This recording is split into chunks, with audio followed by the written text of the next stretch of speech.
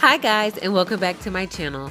What we are going to be doing today are creating these wreaths that I saw on Etsy. I definitely cannot afford them, so I'm going to create them for a fraction of the price with Dollar Tree products, as well as some items that I have laying around my house on hand.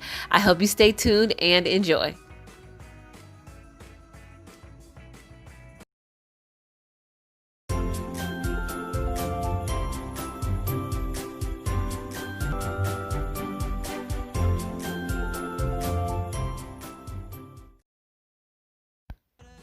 So guys, starting out, I have this Merry Christmas sign that I got from the Dollar Tree, and I have a wreath that I got from the Dollar Tree as well. And what I'm doing is just going to take some garland ties, and where I took off the string that you saw me just cut, I am just going to insert these garland ties inside those holes on the Merry Christmas sign and just connect them to this wreath. Now, this wreath did not come as full as it looks. I did take these garland ties and tie them around the frame of it to make it just a little bit fuller. And this is just super simple. I don't use any glue or anything of that nature. I just tie a couple items together. And this is the wreath that I used last year on my outdoor decor.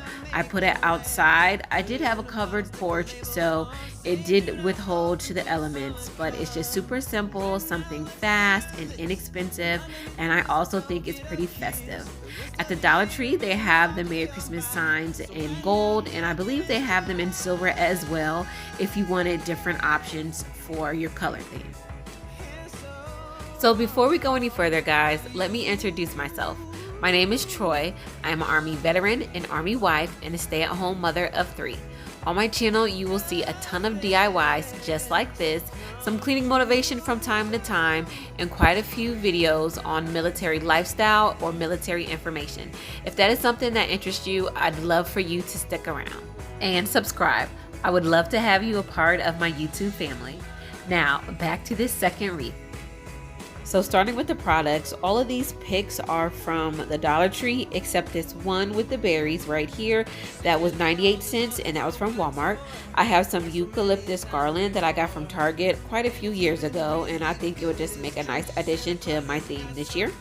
So what I'm going to do is cut these poinsettias off of the main stem, and I'm going to get started. So I'm going to start with the eucalyptus garland. I'm going to rip a couple of pieces, some stems off. I didn't even need scissors, you guys. They just rip so easily. I just ripped them off, and I'm going to start by inserting them into the branches. I'm not going to use glue on the wreath at this point. Now, I will also, if possible, link all of the items in my description box below, including the items from Amazon.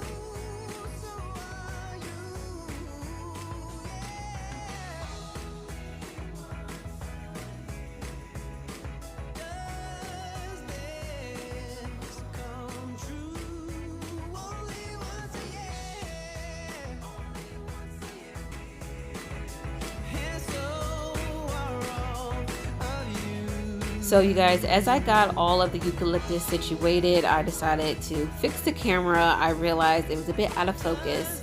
So what I'm doing now is I'm just going to go in with these flocked ferns, and I am just going to insert them and glue them into the grapevine wreath here. Some of them I am able to insert. Some parts are a little bit more loose because I have used this grapevine in a previous wreath, but it all works out very well.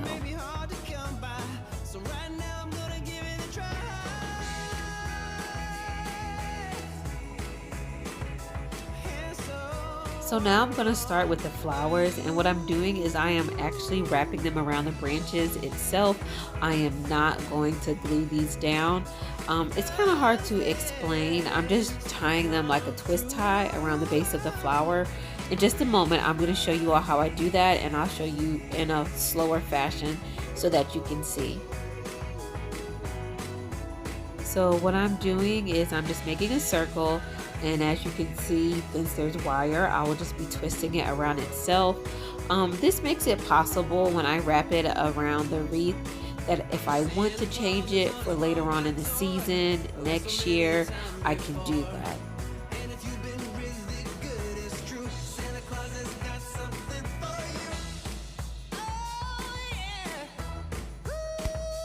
So at this point, I'm pretty much done. I'm just adding a couple of little embellishes.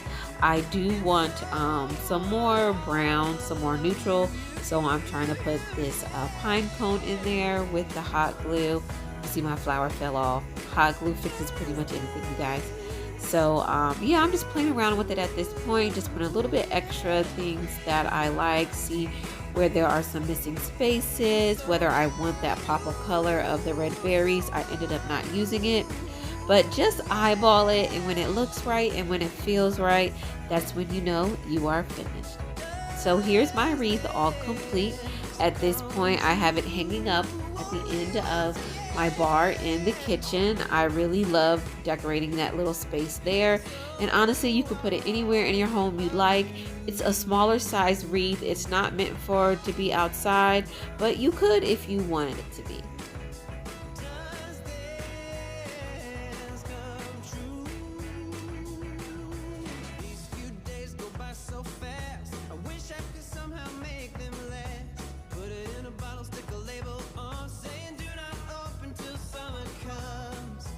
So moving on to the third wreath, you guys. This circular shape I got from a frozen pizza box. I didn't know what I would use it for. I knew I could use it for something, and so the day is here. It is definitely useful. And I'm just scoring this foam board that I got from the dollar store. I have the can of beans on it because it's a little bit bent, as you can see, and I need it flat so that I can make a proper measurement as far as scoring the foam board. Now I'm going back over with this ceramic contact paper cutter because I don't want to scratch my table, because the X-Acto knife has an actual blade in it. So with a little bit of finesse and just gently, you know, pushing it through the foam board, it came through pretty cleanly. Off camera, I did take a pair of scissors and just cleaned up the little bits and pieces that were on the edges. And so what I'm going to do, as I said, I just did it for reinforcement using the foam board. Also, I did need one half of it to be white. So I have some hot glue here. As you can see, I'm running out. I stuck some wires in there to try to get the last little bit out. And I used hot glue as well as what I just grabbed very quickly that was in my craft box, which was some wood glue. And what I did is I just set the cans up there for probably about 20 minutes, and then I came back.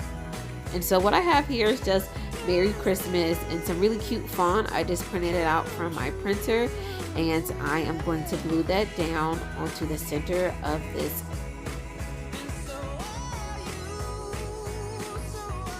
So to glue it down, I am using Mod Podge.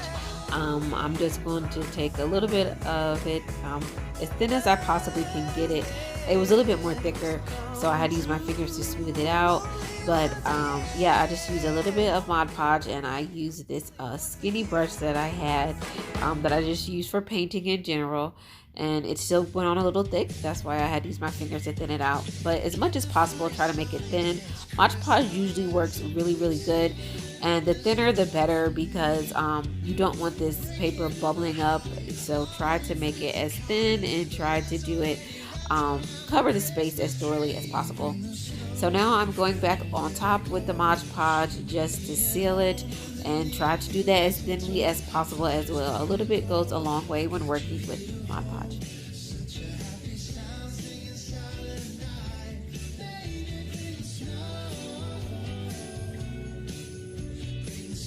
So set that to the side and let it dry for at least 20 minutes. And right now what I'm doing is I am just cutting some contact paper that has, you know, the faux wood design. You can get this at the dollar store for $1. I just had some leftover laying around my home, and I got this one from Walmart. It was a little bit more, but it's because it was just larger, that's all. But any type of wooden contact paper would do, dark or light, whatever your preference is. And so now what I'm doing is that I have taken the contact paper and I have stuck it to the bottom right under the Merry Christmas to give it a faux wood look.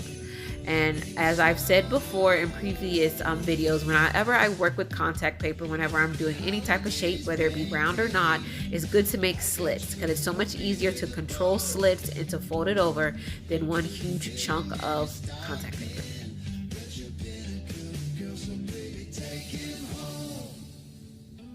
And here you go, guys. The bottom half is finished. So off camera, I did the top half exactly as I did the bottom. And as you all see there, I placed a very small hole through the foam board and the cardboard because I want my flowers to, I guess, be 3D. I don't want them glued down. I want them to pop up from the little floral arrangement that I'm going to do at the top into the corner. So I'm doing something similar that I did before, just in case I would like to change these flowers out at a later date. I am just going to wrap the stems around the base of the flower so that it can be easily maneuverable at a later point in time. And then I will go in with the hot glue as far as the picks are concerned. So the picks that I'm using, I also purchased these from the dollar store. I got them last year though, so they aren't a new purchase. They're just something that was on my tree last year. I gave them a light spray with some white spray paint that I had on hand, and I just glued them to the top of this, I guess you could call it the faux wooden wreath. And right there on the contact paper, I just put the sticks under the flowers so that when you hang this up, it will not be visible at all. So once again, as I do in whatever arrangement or whatever wreath I have when I work with flowers, I just try to make them balanced on each side and just make it full and pretty and just to, you know, your liking, whatever you like. I use more eucalyptus. If you had anything else like lamb's ears or any other type of pretty flower or pretty greenery, I think that would go well with this theme that I'm doing. But feel free to use red poinsettias, anything that you feel would be festive. So guys, I know you can see all of that webbing that came from the hot glue. I do intend to clean that up, but I do want to show you first how I intend to hang this wreath. So what I have is some jute twine from the dollar store, and I also have that, if you can see it down at the bottom left, I'll pick it up momentarily. It's that little circle, and what it is just the little cushion that you will put at the bottom of a chair so it doesn't scratch your floor or anything like that. So what I do is I just cut it in half, and I take the jute twine, and then you'll see in a moment that I am going to put just, you know, a dab of hot glue. I'm going to take the jute twine, just fold it and stick it right in the hot glue. And I'm going to take this little sticky, I guess you would call it, and I'm going to put it right across to hold it tight. And I'm going to do the same thing on the other side. So guys, after letting that dry for about 20 minutes, the wreath was done.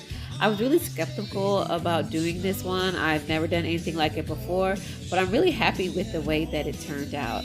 I hope you all enjoyed these DIYs. I hope it gave you some inspiration, and I hope you're looking forward to saving a few dollars. And I will see you in the next one. Bye.